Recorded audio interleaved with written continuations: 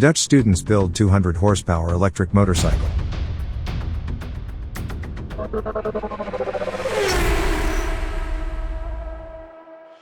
Welcome to the news from MOTORCYCLES.NEWS/EN. Do not forget to subscribe to the channel to get the most important motorcycle news every day. Students from the University of Twente presented the fourth evolutionary stage of their electric superbike project. The Delta XE will later compete in its own racing series for electric motorcycles. The pure performance data are extremely impressive. The electric motor is said to produce 150 kilowatts or just under 204 PS. The maximum torque of the motor is stated at 170 Newton meters, but 800 Newton meters is then supposed to be available at the rear wheel. The top speed is around 300 kilometers per hour, and the Delta XE can sprint from a standstill to 100 kilometers per hour in under 3 seconds.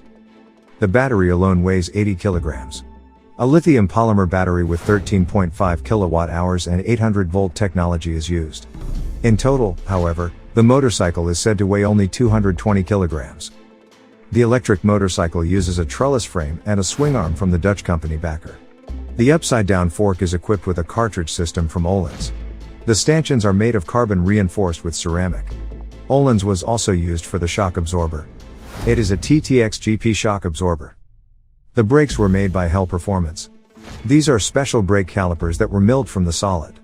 The 17-inch rims were from Marcazzini and PVM. An aluminum wheel was chosen for the front, while a magnesium rim from PVM was used for the rear. Thanks for watching.